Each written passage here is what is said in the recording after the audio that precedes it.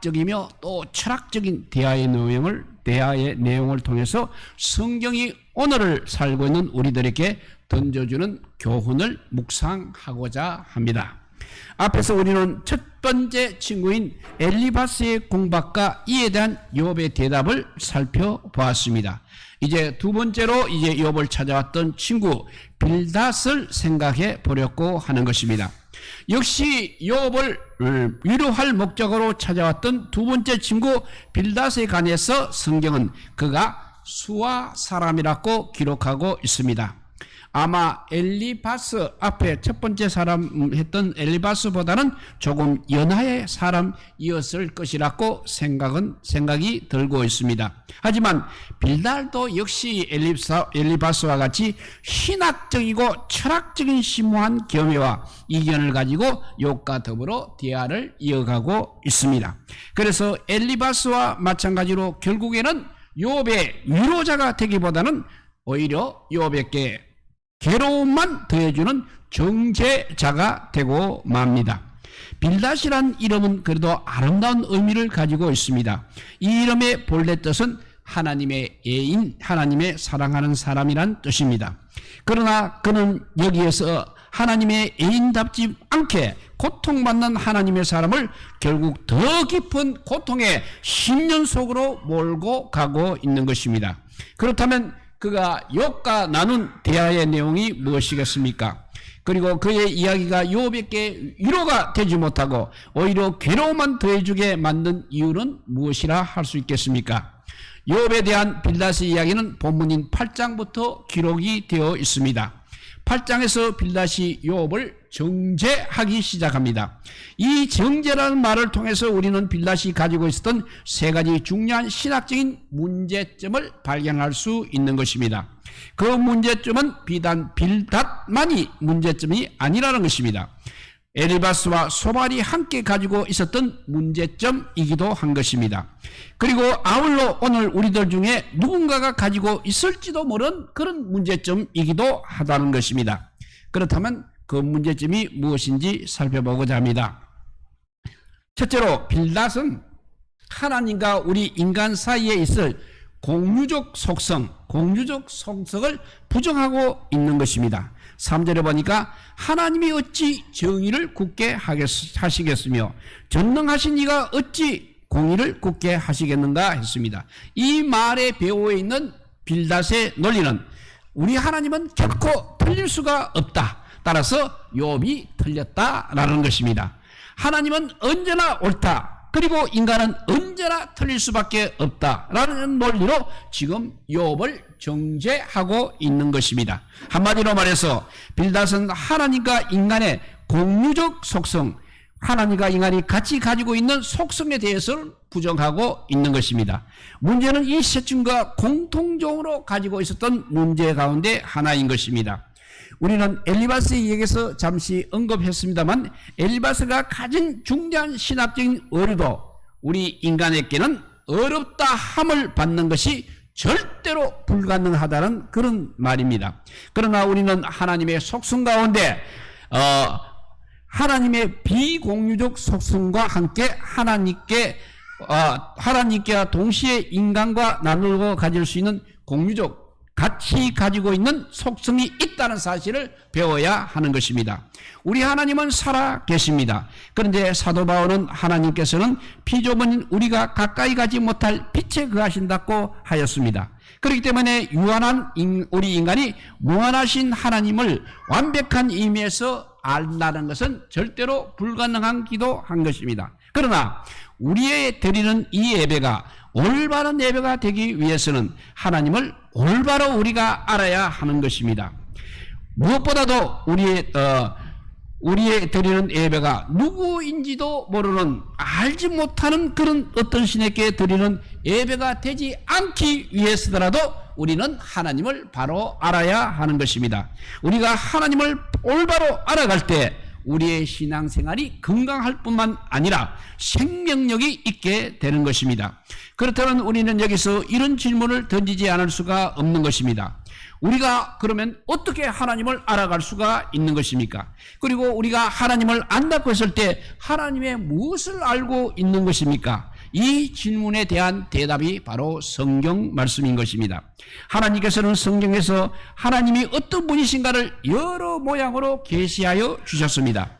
그리고 하나님을 안다는 것은 신학적인 용어로 말하면 그분의 속성을 알아가는 것을 말하고 있습니다. 다시 말해서 하나님과 피조물과의 관계에 있어서 하나님이 가지고 계시는 성격을 우리는 속성이라고 하는 것입니다.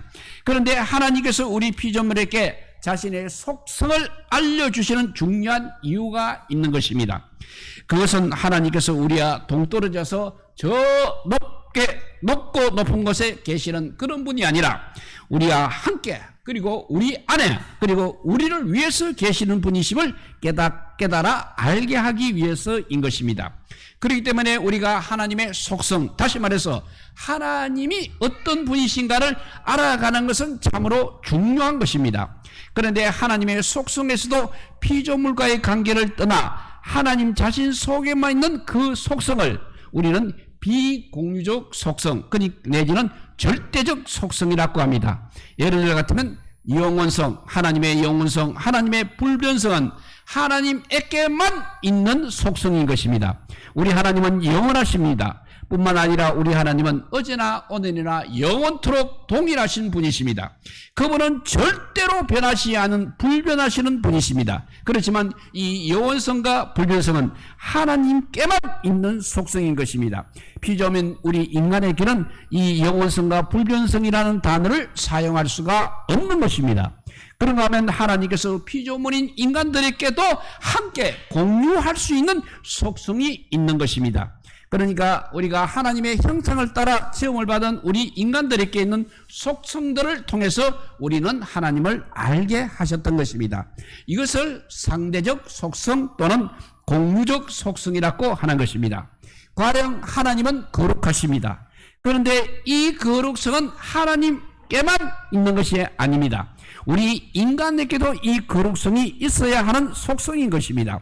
그래도 이 거룩함에는 소극적으로 구별한다는 의미를 가지고 있지만 적극적 의미는 본질적이고 완전한 순결을 의미하는 것입니다.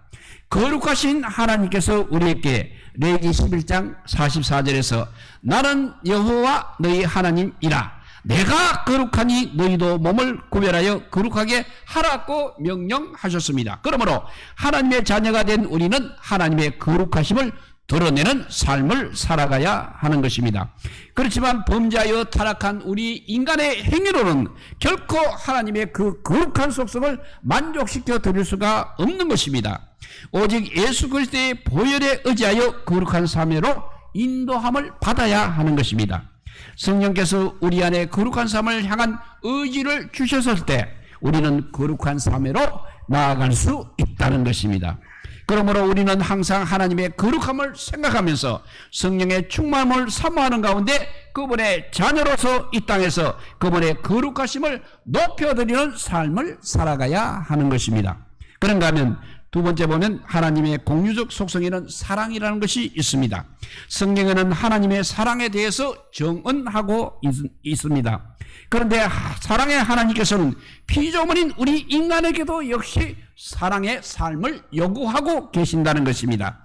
그렇지만 그 사랑은 우리의 사랑이 아니라 하나님의 사랑을 이 땅에 증거하는 것입니다. 다시 말해서 예수 그리스도께서 우리를 사랑하셔서 위하여 죽으셨던 것처럼 우리도 그 사랑의 삶을 살기를 요청받고 있는 것입니다. 그런데 자기만을 사랑하기를 원하는 이기적인 우리 인간은 스스로의 힘으로는 하나님께서 원하시는 사랑의 삶을 살아갈 수가 없다는 것입니다. 그렇기 때문에 성령께서 우리 안에 하나님이 원하시는 그 사랑의 삶을 살아갈 수 있도록 은혜를 부어 주셔야만 하는 것입니다. 그러면 우리를 위하여 목숨을 버리신 그리스도의 사랑을 알게 되는 것이고 우리가 또 사랑할 수가 있게 되는 것입니다. 욥의 세 친구들이 하나님의 공유적 속성인 피조물인 우리 인간들에게 있음을 부정하는 태도는 하나님을 높이는 데는 기여할지 모르지만 인간이 우리 하나님을 닮아갈 수 있다는 그 신앙의 가능성을 차단시켜버리는 엄청난 결과를 초래하게 되는 것입니다. 그렇게 된다면 우리가 그리스도를 알아가고 그리스도를 믿어야 할 이유가 없게 될 것입니다. 하나님을 닮아갈 수 있는 가능성이 우리에게 전혀 없게 된다면 결국 인간은 성숙한 삶을 향한 의미 있는 도전을 포기해야만 하는 것입니다. 물론 인간이 하나님이 될 수는 없는 것입니다. 그러나 우리 인간은 하나님을 닮을 수는 있다는 사실입니다. 여기에 인간의 인간됨에 대한 가치가 있는 것입니다. 우리가 타락한 것도 사실입니다.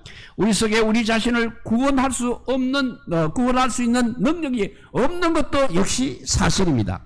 우리가 하나님 앞에 전적으로 부패한 것도 역시 사실입니다. 그러나 그럼에도 불구하고 인간은 하나님의 형상대로 지음을 받은 존재이라는 것입니다. 그리고 나를 향한 우리 하나님의 기대는 아직도 끝나지 않았습니다. 그래서 우리는 우리에게 성령을 보내주셨습니다. 성령께서는 우리로 하여금 예수 그리스도를 구주로 믿게 하십니다. 그리고 우리가 예수님을 믿었을 때 우리 속에 일어나는 가장 놀라운 변화 가운데 하나는 하나님의 형상의 회복이라는 것입니다. 빌닷을 포함한 욥의 세 친구들은 이 사실을 부인하고 있다는 것입니다. 그들의 잘못이 바로 여기에 있는 것입니다. 사랑하는 여러분, 하나님께서 바르신 것처럼 우리도 얼마든지 바를 수가 있는 것입니다. 하나님이 거룩하신 것처럼 우리 인간도 역시 하나님처럼 거룩할 수가 있는 것입니다. 하나님께서 사랑이신 것처럼 우리도 얼마든지 사랑할 수가 있는 것입니다. 여기에 바로 우리의 희망이 있고 우리의 꿈이 있는 것입니다. 물론 이것이 나 혼자만의 힘으로는 불가능한 것입니다. 그렇지만 우리가 전심으로 하나님을 의지할 때 또 성령님께서 우리를 도와주시는 그 능력을 힘입게 되었을 때 우리도 어려우신 그 하나님을 닮아갈 수 있다는 것입니다. 그리고 거룩해질 수도 있는 것입니다. 더욱더 사랑할 수도 있는 것입니다. 그러므로 사랑하는 여러분, 성령의 충만함을 받아서 구별된 거룩한 삶을 사시기 바랍니다. 더 뜨겁게 사랑하시기 바랍니다. 이것이 바로 우리를 향한 하나님의 뜻이라는 것입니다. 이렇게 첫 번째 빌닷은 공유적 속성을 부인하고 있다는 것입니다. 두 번째로 빌닷은 욥이 당한 고난을 놓고 지나치게 인과율, 원인과 결과를 적용하고 있는 것입니다. 4절에 보면 너의 자녀들이 주님께 죄를 지었으므로 주께서 그들을 거지에 버려두셨나니라고 했습니다. 빌닷의 이 말은 친구가 당한 고난을 놓고 너무 지나치게 원인과 결과, 인과율을 적용하고 있는 것입니다. 우리는 이와 같은 문제를 엘리바스에게도 발견할 수 있었습니다. 모든 결과에는 반드시 원인이 있다. 그 원인이 그와 같은 결과를 낳는다는 것은 일반적인 진리라 할 수 있는 것입니다. 그렇지만 그것이 항상 진리는 아니라는 것입니다. 우리의 구원도 그렇다는 것입니다. 우리에게 구원받을 만한 자격이 하나도 없습니다. 그럼에도 불구하고 하나님께서 파격적인 은혜로 우리를 구원해 주셨습니다. 우리의 행위로 따진다면 우리 모두는 수천 번 죽어 지옥에 떨어져야 마땅할 것입니다. 그러나 우리는 저 영원한 천국에 갈 수 있는 것입니다. 기억하십시오. 구원의 사건에 있어서 인과율은 깨어지는 것입니다. 그러므로 모든 사건과 상황을 인과율에 의해서 판단하려고 하지 마시기 바랍니다. 일반적인 진리를 모든 상황 속에서 무리하게 적용시키는 데서 위로자가 되기보다는 심판자로 등장하는 이 빌닷의 모습을 우리도 되풀이할 수가 있는 것입니다. 오늘 본문에서 빌닷은 인과율을 어떻게 지나치게 적용하고 있습니까? 빌닷이 욥을 정죄하면서 욥이 당하고 있는 이 아픔과 고난의 이유는 누구 때문이라고 말하고 있는 것입니까? 빌닷이 욥을 가만히 관찰해 보니까 욥에게는 별로 흠이 있어 보이지 않고 있습니다. 그러나 자신의 이야가 그래도 정당함을 증명하기 위해서는 무엇인가 욥에게 트집을 잡아야 합니다. 원인이 없는 고난에는 있을 수 없다고 자기가 말했기 때문인 것입니다. 그래서 죽은 자식으로 눈을 돌리고 있는 것입니다. 그리고 드디어 할 말을 생각해 내었습니다. 너의 고난의 원인은 너의 자식들에게 있다. 그들의 잘못된 행동 때문에 너에게 이 고난과 이 고통이 찾아온 것이다. 이 사실을 왜 알지 못하느냐고 했습니다. 우리는 여기서 너무 지나친 인과류의 적용을 볼 수가 있는 것입니다. 이런 식의 대화가 계속되면서 11절에서는 아주 재미있는 속담이 인용되고 있습니다. 왕골이 진펄 아닌 데서 크게 자라겠으며 갈 데가 없는 물 없는 데서 크게 자라겠느냐라고 했습니다.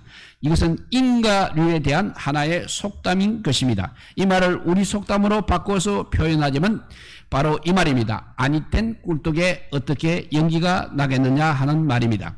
이 속담은 일반적으로는 진리입니다. 그러나 이것이 항상 진리라고 말하지는 마시기 바랍니다. 때때로 아니땐 꿀떡에도 연기가 날 수 있다는 사실을 우리는 기억해야 하는 것입니다. 다시 말하면 욥의 고난은 반드시 욥의 죄 때문에 온 것은 아니라는 것입니다. 그보다는 하나님의 특별하신 경륜을 베푸시기 위하여서 다른 측면에서 하나님께서 허락하신 고난인 것입니다. 그러나 인과류에 대한 일반적인 적용이 빌닷으로 하여금 고난당한 친구를 위로하는 위로자가 되기보다는 오히려 친구를 더 커다란 아픔 속에 몰아내는 가해자가 되었다는 사실을 잊지 말아야 하겠습니다. 그것이 오늘 우리가 쉽게 빠질 수 있는 함정인 것입니다.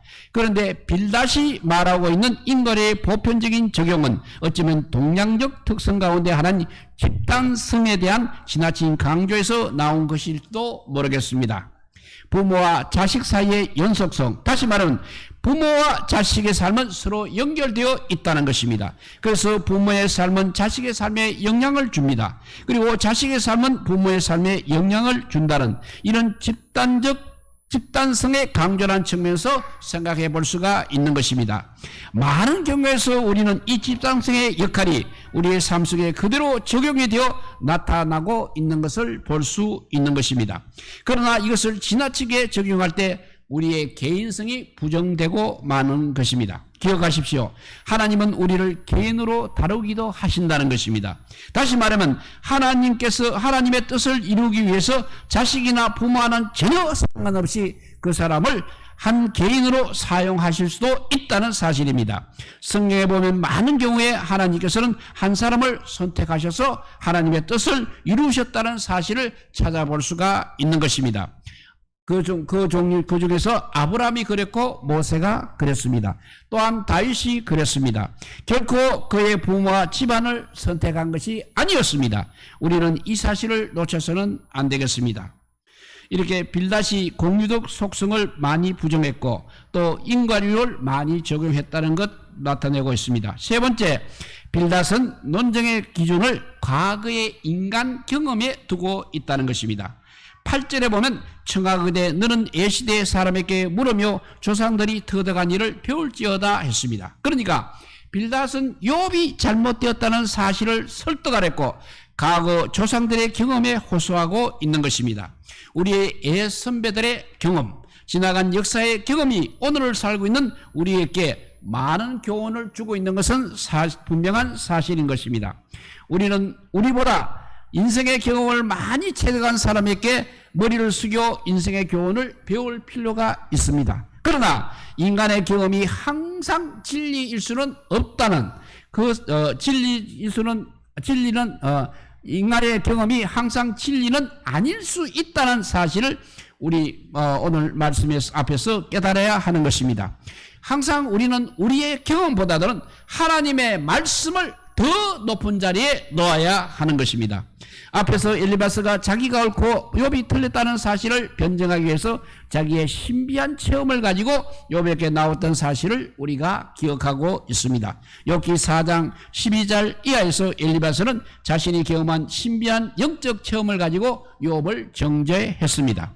우리가 기억해야 할 것은 하나님께서는 우리에게 놀라운 계시를 주신다는 것입니다.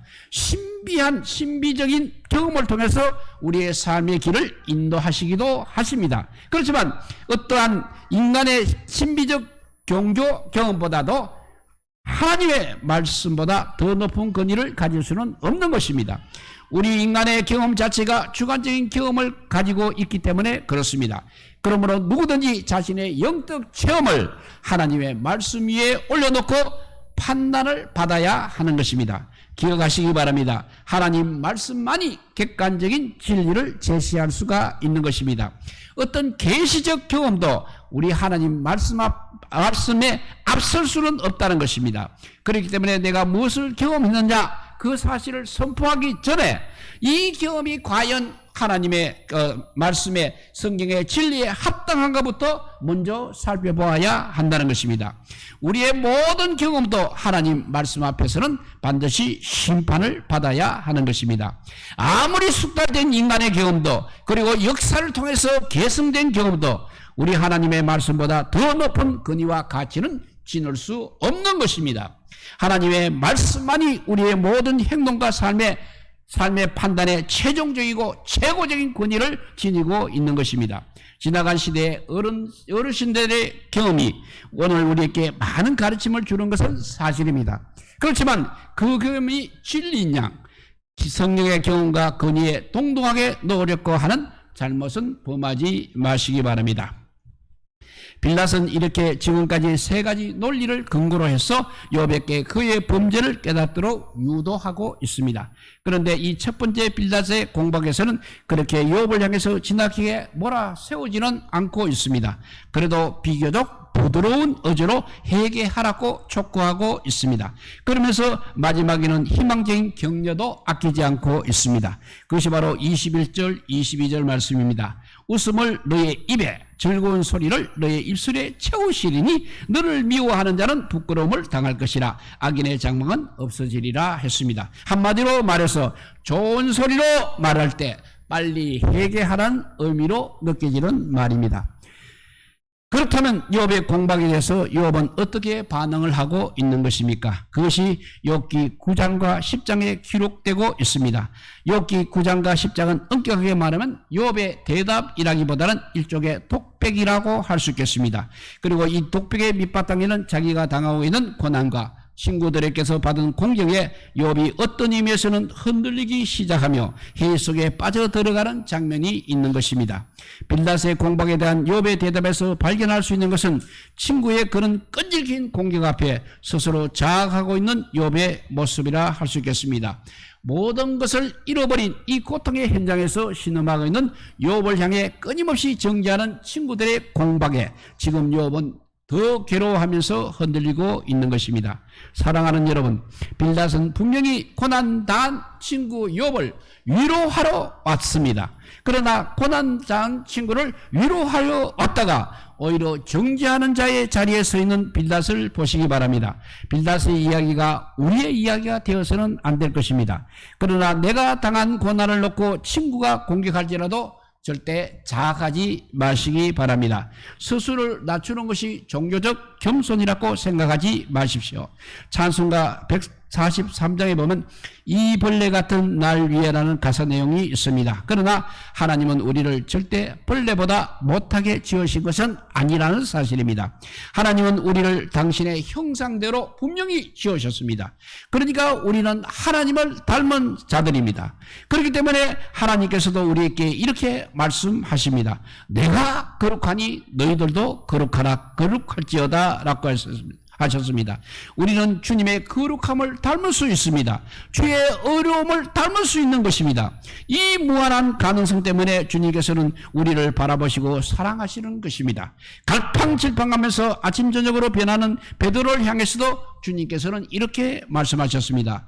너가 요한의 아들 시몬이니 장차 게바라 하리라 하셨고, 이 게바라는 말은 반석이라는 뜻입니다. 수시로 변하는 변덕쟁이 시몬 속에서 반석의 가능성을 보신 주님입니다.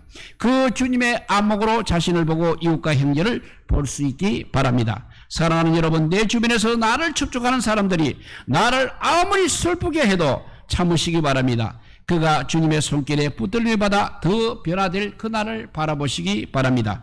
그래서 격려하십시오. 삶을 살면서 이미 우리의 마음은 너무나 아파졌습니다. 지칠 대로 지쳐졌습니다. 우리에게 무슨 정죄가 더 필요하다는 말입니까? 위로하실 수는 없는 것입니까? 사랑할 수는 없는 것입니까?